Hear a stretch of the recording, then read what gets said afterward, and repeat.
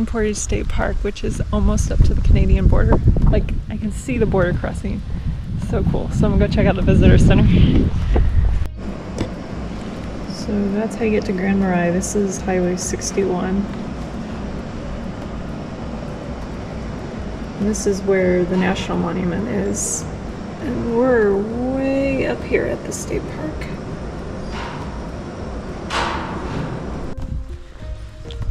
So now we're on the hike path to get to High Falls. And I think I also want to try to go further than that up to Middle Falls as well. Basically, we're hiking along the Pigeon River that separates the US and Canada. So you can look across the river and see Canada.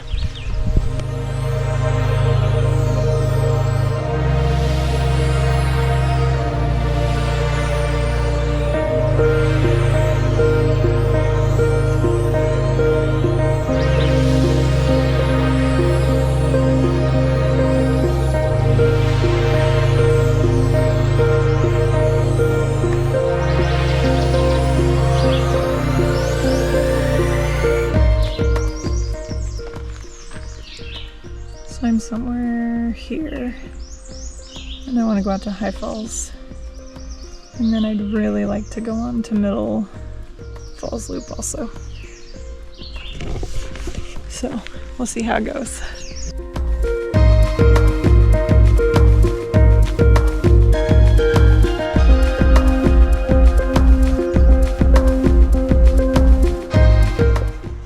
There's no way I've done half a mile so far, but I just want to see what this is for. I'm imagining it's just to see the river.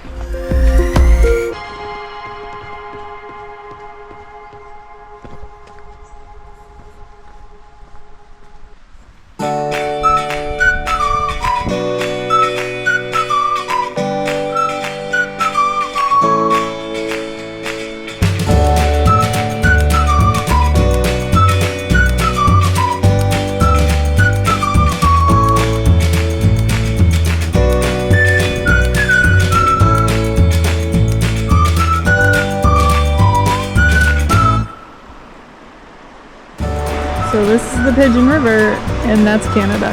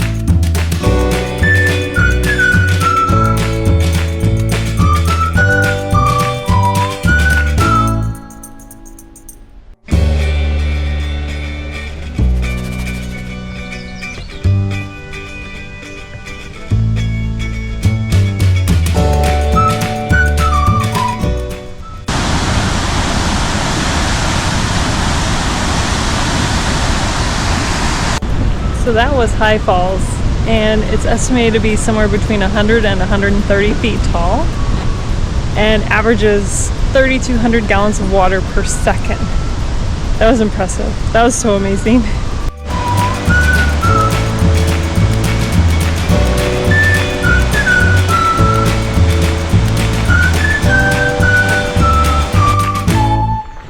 So the trail to High Falls is paved or boardwalked pretty much the whole way, and now I'm on the trail out to Middle Falls, and it's just more like dirt.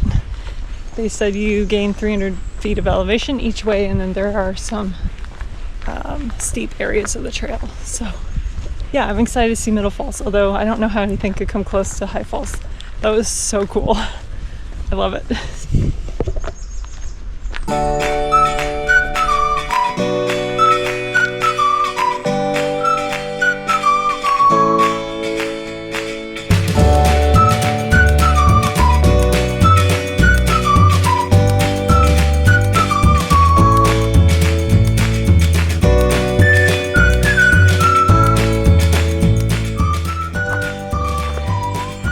I just came through a stair section, and this for real. was a lot of climbing, but here's your view from the top.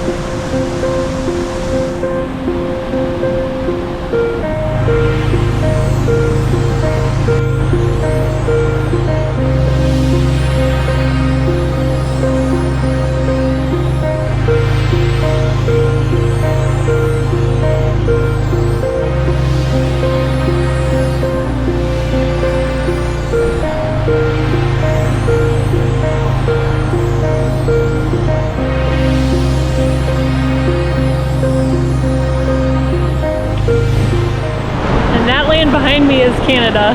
This is the Pigeon River and we're at Middle Falls. This is so cool.